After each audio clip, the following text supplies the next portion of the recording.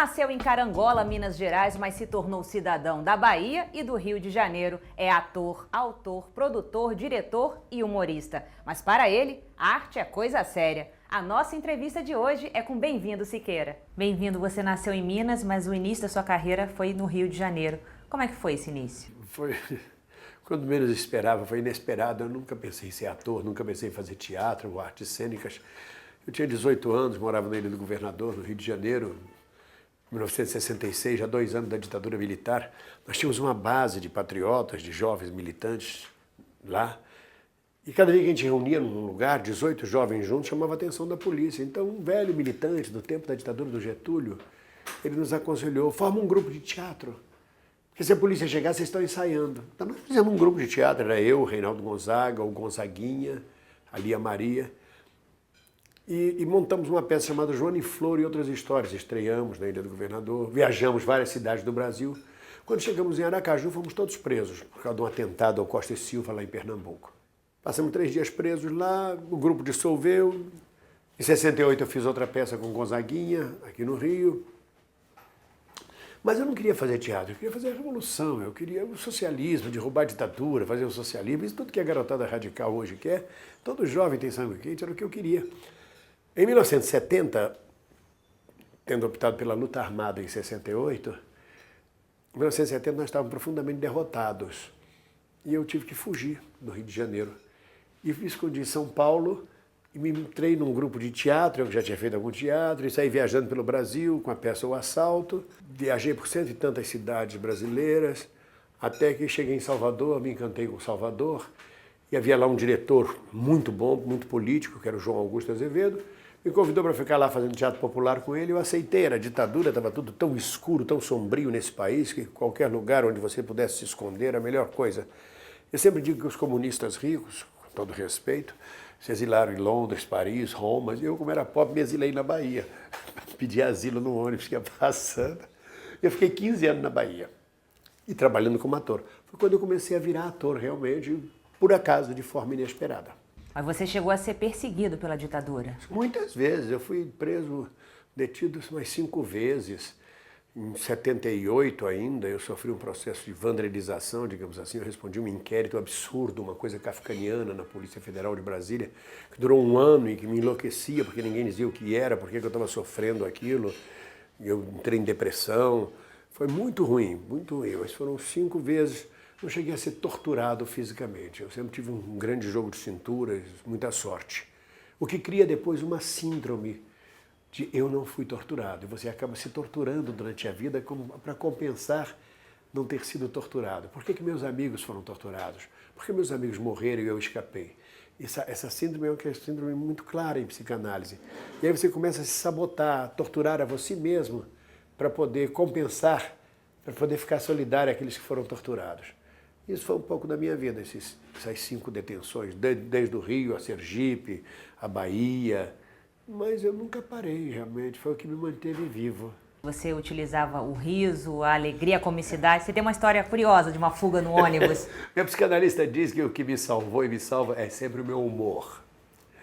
Talvez eu levasse tão a sério, eu não tivesse sobrevivido. Por exemplo, a Beth Mendes, a companheira Beth Mendes, a atriz e ex-deputada. Quem trouxe ela para o Partido Comunista fui eu. Ela tinha 15 anos, eu tinha 16 anos, 17 anos. A Beth sempre foi turrona.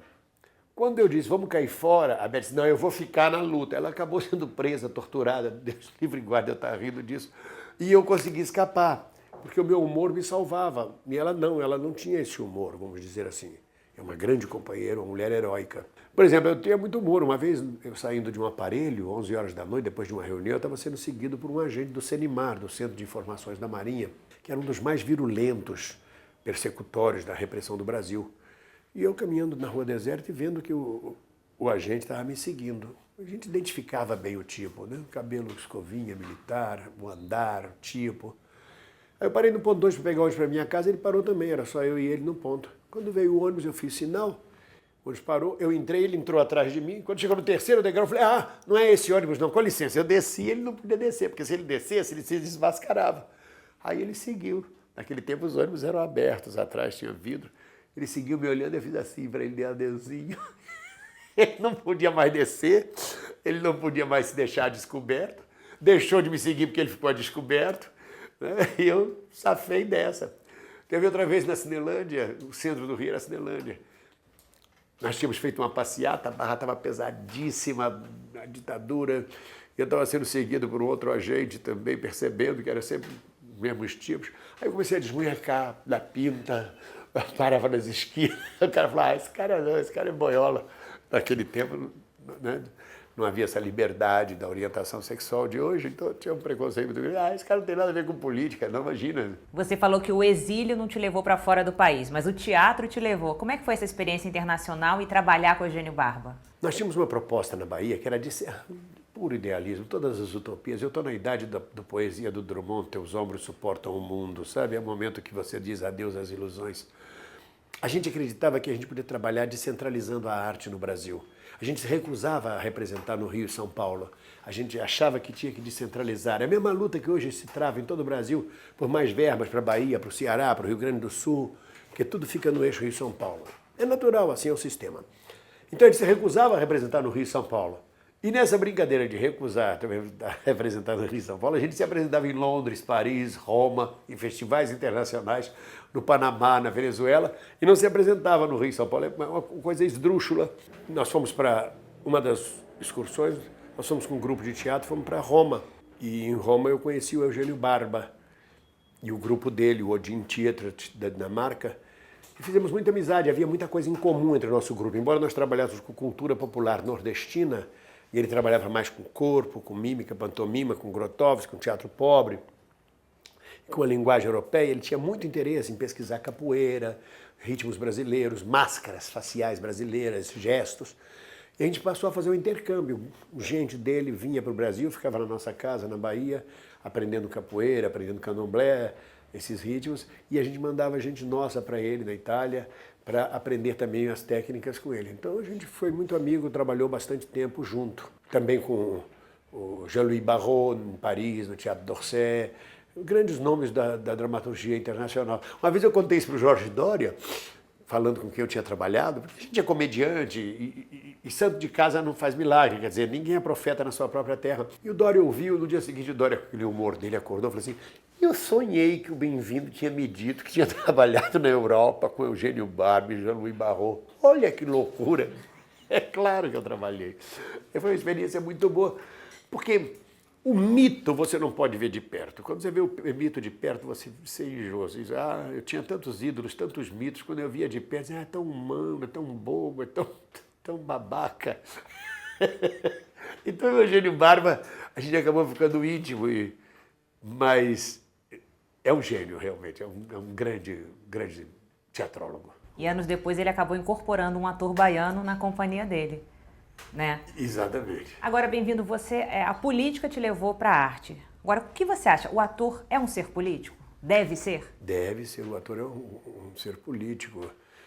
Tem um livro do Jean de Vignot chamado Sociologia do Comediante, porque o francês chama qualquer ator de comedian, né? Um comediante. Não há como deixar de ser, de participar da sua sociedade. Eu, no outro dia, respondi a um pecuarista que dizia para mim que gostava de mim sem eu me meter em política. Eu disse a ele, a sua função é criar gado. A minha função é transformar gado em gente. Porque se deixar, eles querem todo mundo como gado. A função do artista é dar consciência ao gado. É o gado saber a força que tem nos quadris e que tem nos chifres. Eu acho que essa é a função da gente. A época não está muito para isso. A época está para musicais americanos, para costumes. É um momento mundial, é um momento que rola no mundo inteiro. Nós saímos do épico, do epopeico e caímos nos costumes. Hoje vale mais a fofoca com a vizinha, como tema de teatro, vale mais as questões individuais, oh meu Deus, vale mais o trivial do que você discutir a nacionalidade, a internacionalidade, a globalização, os temas mais prementes. Mas é um momento, é conforme o momento da economia mundial, isso muda. Você criou o Sindicato dos Atores da Bahia. Qual a importância do sindicato naquela época e hoje? Qual o papel que deve ser do sindicato? Os sindicatos hoje, como os partidos políticos, como a maioria dos políticos, como o discurso político, como diversos tipos de instituições formais, como a Academia Brasileira de Letras e outras coisas, perderam todo sentido no mundo de hoje. Ficaram profundamente ultrapassados, não aglutinam, não mobilizam, estratificaram, envelheceram, não trazem nada de novo, inovador. Hoje eu acredito muito, eu gosto muito do Noam Chomsky, do filósofo Noam Chomsky. Eu acredito muito na participação social da comunidade, da sociedade, na formação espontânea que aos poucos vai gerando uma saída para a crise sistêmica que o mundo vive. O sindicato ainda é importante para regular as relações de trabalho. Hoje as empresas precisam muito mais do sindicato dos trabalhadores para poder ter diálogo, canal de conversação, do que antes, quando o sindicato era efetivamente um órgão de luta e que se batia frente a frente com as empresas. Hoje o que o sindicato faz é negociar salário. A luta dos trabalhadores, qualquer que seja, trabalhador braçal ou trabalhador intelectual, vai muito mais além do que salário. Vai por mobilidade urbana, vai por esgoto, vai por questões sanitárias, vai por saúde, ela vai por cultura, educação, participação social, democracia, socialização, e isso o sindicato fica parado. Na época foi muito importante. Na época, nós criamos, junto com a Wanda Lacerda, no Rio de Janeiro, e a Lélia Abramo, em São Paulo, a primeira intersindical brasileira. Nós estávamos na ditadura e o Lula e o pessoal do ABC precisavam criar uma intersindical metalúrgica. Intersindical significa os sindicatos de várias regiões da mesma categoria não conversam mais com confederação. Eles se reúnem entre si. Isso vazava, passava por cima do estabelecido na ditadura pelo Ministério do Trabalho. Mas eles não tinham força, porque se operários fizessem aquilo, estava tudo preso. Mas os artistas podiam fazer. Nós éramos quase que intocáveis. Então nós criamos a primeira intersindical brasileira, foi a Intersindical dos Artistas, que abriu o caminho para a Intersindical Metalúrgica do Lula e do pessoal do ABC. Mas nessa época a atividade do artista já era regulamentada? Porque você brigou para que o artista virasse profissão. A sua carteirinha, inclusive, é número 1, não é isso? Sem nenhum preconceito, nós éramos prostitutos, éramos michês, e com todo prazer também. Mas a gente tinha uma carteirinha azul tirada na Polícia Federal, na mesma fila que as prostitutas, que os michês, que os vagabundos todos do Brasil, que eles consideravam marginais. O artista ia lá. Aí você dizia, perguntavam a gente, tem doença venérea? Não sei o quê. E uma luta longa dos artistas começou com o Fred, o palhaço Fred, foi um dos precursores dessa luta na década de 50, uma luta muito longa dos artistas pela regulamentação da profissão, que afinal nós conseguimos, tendo por relator o deputado Álvaro Valle, em 1978, a Lei 6533, que regulamentou a nossa profissão. Porque a própria emissora de televisão, a Platinada, tinha interesse de regular as relações trabalhistas, é isso que eu falo. O patrão hoje tem necessidade do sindicato, da relação, para o diálogo, para botar ordem no sistema. Então ela própria estimulou, permitiu que afinal a gente regulamentasse a nossa profissão, mesmo com concessões aqui e ali. Por isso que eu digo concessões, a lei diz, por exemplo, que nós só podemos trabalhar 6 horas por dia com 2 horas de hora extra. E aí tem uma brecha que diz assim, 6 horas efetivamente trabalhadas. Quer dizer, eu posso passar o dia dentro de uma emissora, se eu não gravar, eu não trabalhei. Essa brecha. Que é o que acontece muito, né? Que acontece muito. Mas nós conseguimos a regulamentação da profissão e naquela época, por ter sido um dos que formaram a lei de regulamentação, o próprio Ministério de Trabalho da ditadura teve que me dar por praxe, a praxe deles, o registro número 1 da Folha 1, do livro 1 do registro profissional. Eu ganhei isso, a Wanda Lacerda também ganhou e a Lélia Abramo também ganhou. Como as duas são falecidas, fico eu carregando essa bandeira aí de número 1 da Folha 1 do livro. Todo mundo pode pensar assim, o Fagundes, o Global tal é que é o número 1. Não, não é não. Tem mais coisas além da Globo do que a Van Filosofia. Agora na Bahia você também formalizou o teatro de rua, que era uma expressão que acontecia espontaneamente, mas ainda não tinha essa formalização. Por que formalizar essa? Ele nem acontecia espontaneamente. O teatro de rua, eu sou o criador do moderno teatro de rua no Brasil. Me permite a vaidade de dizer isso, mas eu fui ao Festival Internacional de Caracas, de teatro oficial, elisabetano, com palco. Paralelo acontecia um Festival Internacional de Teatro de Rua e eu fui assistir, fiquei encantado, porque era um teatro político.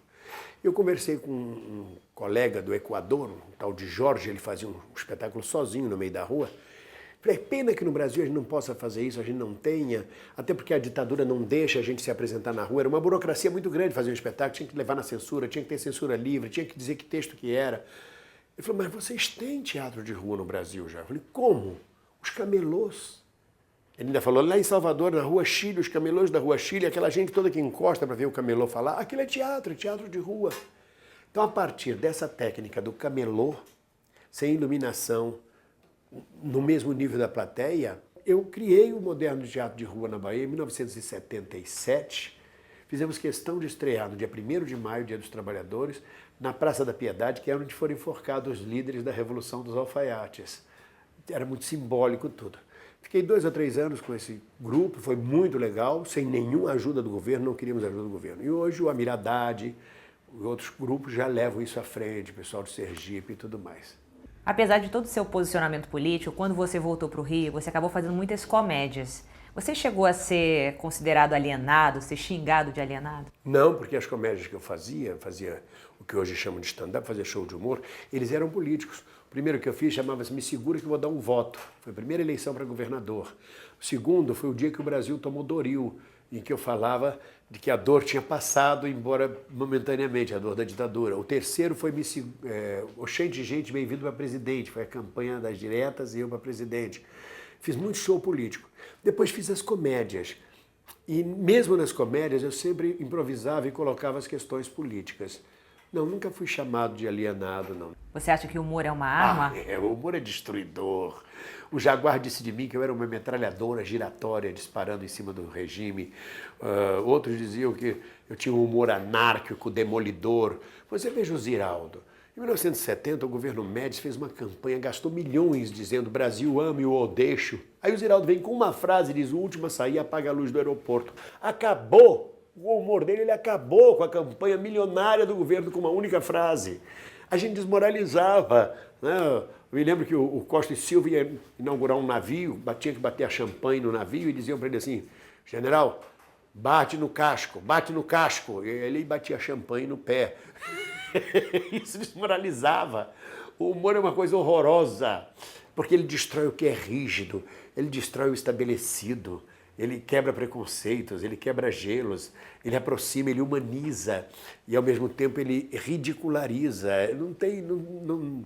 Não tem solução, o humor é fantástico, o humor é uma coisa, uma arma. Como disse meu psicanalista, o que me salvou na vida sempre foi o humor. E o que você acha da nova cena teatral e essa quantidade de stand-ups que estão aparecendo? É tudo muito estranho, né? Muito novo ainda para a gente ter um distanciamento crítico tão grande, né? Mas você fez 2 perguntas numa só. A nova cena teatral, eu digo que está dominada. Eu uso uma linguagem do tráfico para dizer que está dominada. É o caso do Rio de Janeiro. 8 ou 9 empresários no máximo recebem 15 milhões, 20 milhões para montar musicais americanos em teatros já estabelecidos, do estabelecimento, localizados no mesmo bairro, entre a Gávea e o Leblon, com os mesmos atores viciados que eu digo são as mesmas caras e tal. E agora então pegou a mania de centenário de quem ano que vem? Centenário de Carmen Miranda, vamos fazer um musical sobre Carmen Miranda, vamos captar dinheiro. Então recebem 15 milhões, 20 milhões, porque as empresas dão, porque não compromete nada aquele musical, não tem palavrão, não tem questão, não tem discussão.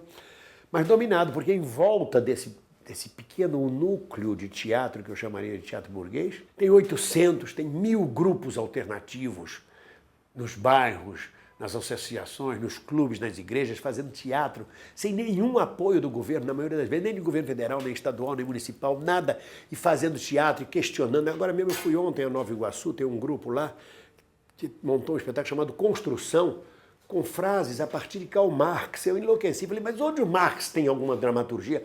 Onde que o Marx pode interessar alguma coisa que ele diz? Não, nós encontramos frases.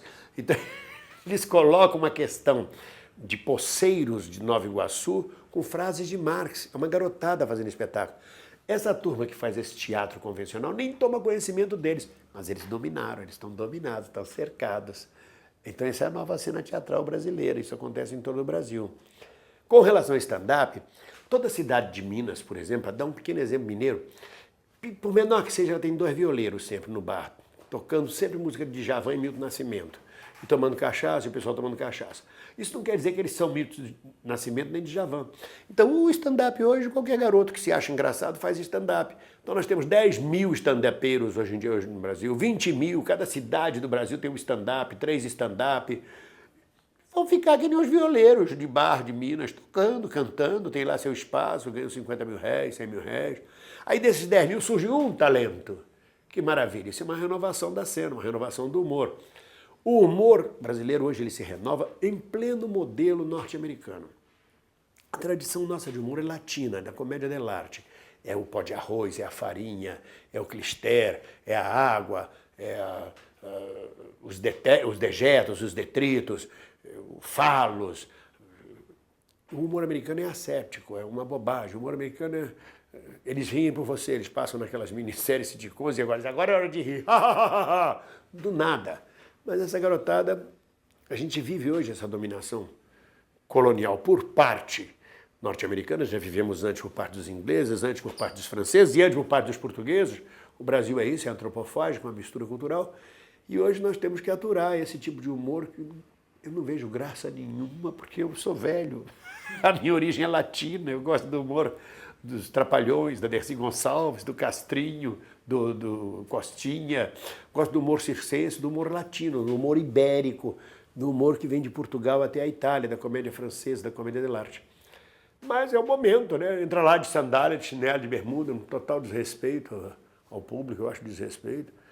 Bem simples, aí fala, ai, cara, não sei o que, não precisa nem ter articulação, fala qualquer coisa, então dá.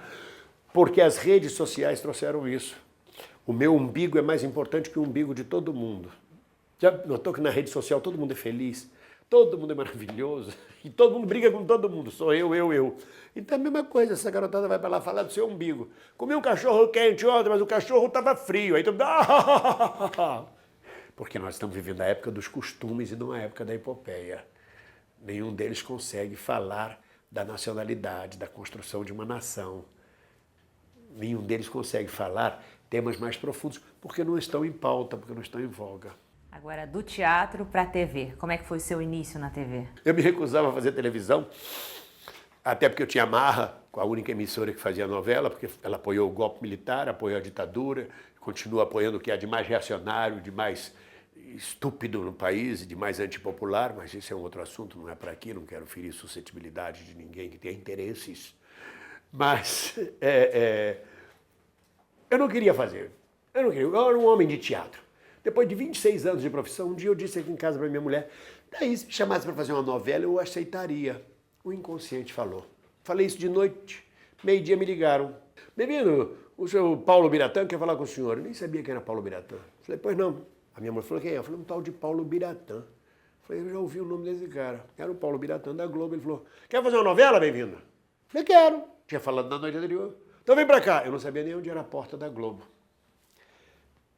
Falei, eu tenho que levar minha mulher ao médico e vou para aí depois. Aí cheguei lá, procurei onde era a porta, entrei, procurei por ele, em pé mesmo no corredor, ele me olhou e falou, tá bom, vai lá preparar figurino, você vai fazer um mendigo, um bafo de bode, um Tieta, vai lá preparar o figurino enquanto a gente prepara o seu contrato e tal. Aí eu fui, escolhi meu figurino, meu cabelo, meu tipo como eu queria, estreiei sem nem imaginar o que era aquilo, o que significava, e foi um sucesso estrondoso. O personagem estava destinado a 1 minuto por semana para entrar, e acabou praticamente tomando a novela, a tal ponto de transformarem o personagem num falido pastor evangélico, tiraram minha roupa, tiraram o jeito, ficou alcoólatra, bêbado, de tanto, porque senão ele mudava toda a estrutura da novela. Foi um grande sucesso, um grande sucesso. Esse apartamento que nós estamos hoje eu comprei com o dinheiro do sucesso, não do salário. O salário é muito ruim, mas com o dinheiro do sucesso, dos shows que eu fiz pelo Brasil por causa do sucesso da personagem. Você criou personagens marcantes, como o Bafo de Bode, que você acabou de citar. Como é o seu estilo de criação? É uma coisa mais intuitiva ou você tem uma linha que você segue? Olha, eu descobri no correr dos anos que ou você tem um personagem dentro de você ou não adianta. Quando você vê um ator estudando para o personagem, eu vou fazer uma tuberculosa, eu estou há 3 meses frequentando o hospital de tuberculosos e convivendo e estudando sobre tuberculose, está errado, é porque não tem o personagem dentro de si. Vai fazer um personagem técnico, vai fazer o correto, e não vai brilhar.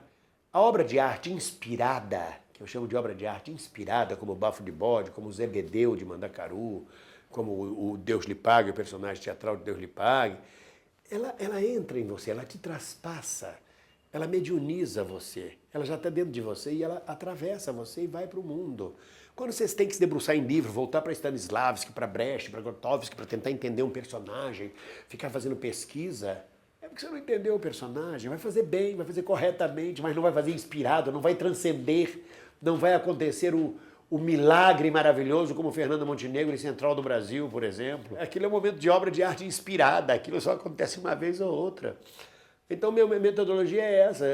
Quando eu vejo, estou com personagem. Agora mesmo eu fiz Pecado Mortal na Record, me chamaram para fazer 20 capítulos, fazer um bicheiro árabe. Eu entrei brincando, quando eu vi, era um sucesso o personagem, todo mundo só falava que nem eu, falava árabe, não, brincando com todo mundo, fala aí, Habib. Era um sucesso, eu não precisei ficar estudando, pesquisando. O personagem já está em você, ele vem para fora. Tudo que você precisa é achar-se com ele.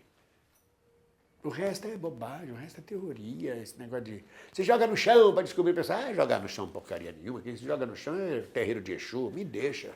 E no cinema, qual foi a sua experiência mais marcante? Foi muito pouca coisa no cinema, eu venho de uma geração que pegou o fim do cinema novo, pegou a censura da ditadura, então pegou a pornochanchada, coisa que não era meu gênero de fazer. Quando acabou a pornochanchada e acabou a ditadura, veio só produções globais, digamos assim. Como não era global exatamente, eu nunca fui chamado para muitas produções. Se você olhar, a maioria dos filmes são os globais, os globais, os globais. Como eu já há muito tempo deixei de ser global, agora sou universal, eu brinco com isso, que agora estou na Record, deixei de ser global, sou universal, muito pouca experiência com cinema. Eu fiz uns 5, 6 ou 7 filmes. Fiz um filme que me agradou muito, foi Amores Possíveis, da Sandra Werneck. Eu fiz uma figuração, fiz um porteiro do cinema. E o Chechel, na época, disse que eu e a Marília Pêra éramos a figuração mais cara do Brasil.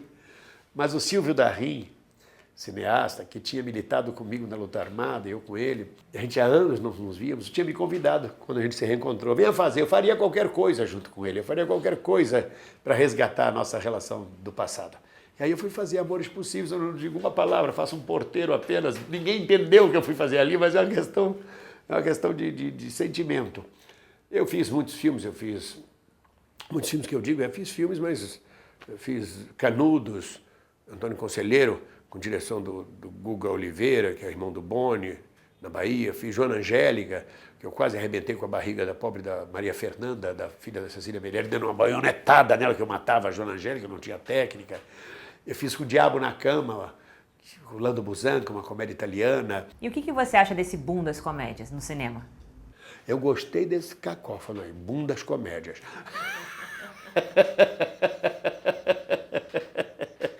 Eu acho exatamente isso, boom das comédias. Bundas é uma coisa muito boa, a gente se distrai, todo mundo gosta, e aí as comédias agradam. Elas trazem público, trazem bilheteria. As comédias trazem público, trazem bilheteria. É muito importante isso. Nós tínhamos a chanchada, onde o Oscarito lotava cinemas, onde o Mazzaropi lotava cinemas, onde o Anquito lotava cinemas.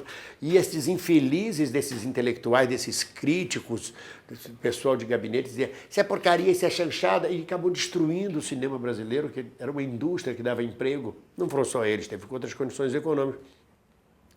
Agora parece que aprenderam que é importante o mercado, que é importante a gente construir mercado. A gente produz muito pouco filme no Brasil, produz 100, 120 filmes, a Índia produz 10 mil filmes, 7 mil filmes, a Argentina produz filme aberto, a gente não produz quase nada. Então acho muito importante esse momento do boom das comédias. Bom, estamos vivendo uma época, vamos dizer assim, com a democratização da mídia. Você utiliza bem isso, você já escreveu um livro, você tem um blog que você escreve. Você acha que o riso, com toda essa liberdade, vamos dizer assim, o riso ainda incomoda? O riso incomoda, sim, ninguém pode rir. Você olha para um general e começa a rir, diz, o que é que você está rindo? Olha para um velho rígido e diz, o que é que você está rindo? Olha para a sua professora e diz, o que é que você está rindo? Você não pode rir. Isso vem desde Aristóteles, vem do romance O Nome da Rosa. Porque uma pessoa que ri é capaz de rir de Deus, e de Deus não se ri, do poder máximo, da dominação, da colonização, que é Deus. Não se ri, não se pode rir. O riso incomoda, sim. O riso, não a falta de educação e a deselegância de alguns comediantes hoje. Porque o que caracteriza o comediante, o humorista, é a elegância. Tudo você pode dizer, desde que seja dito com elegância. A nossa base, a nossa origem é o palhaço de circo. O palhaço de circo é profundamente elegante. Ele não fere, ele não ofende, ele faz tudo. Ele solta pum, ele joga farinha, ele cai no chão, ele bate na cara do outro.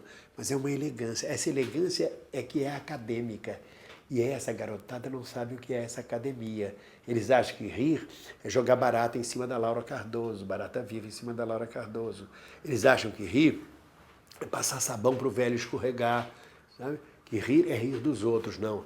É rir com os outros. E às vezes até rir de si mesmo, né? Claro, claro. O mais importante é rir de si mesmo. Porque a plateia tem que ter simpatia ou empatia. São dois sentimentos que aproximam a plateia de você. Quando você fala de você mesmo, a plateia pode olhar e ter empatia, dizer, esse cara é muito engraçado, eu também penso assim, mas ainda bem que eu não sou ele, eu não sou babaca nem otário que nem ele. Aí cria uma empatia. A outra é a simpatia, esse cara está falando exatamente o que eu passo na vida. Isso é o que aproxima a plateia. Senão você se torna antipático. Dizer, por exemplo, que uma mulher que faz aleitamento materno, porque ela tem leite sobrando, é uma vaca, é você ofender e criar um problema social gigantesco que só faz ofender, que só faz agredir. Isso não é humor. E aí entra também a questão do politicamente correto, né? Que está tão em voga hoje em dia. É um saco. Isso é coisa mania de estadunidense, de norte-americano, do politicamente correto. Tudo é politicamente correto, tudo é político. O humor aproxima as pessoas. Porque a gente ri de tudo que é estranho. E depois que você ri, você assimila o que é estranho. E o que é estranho passa a ser humano como você.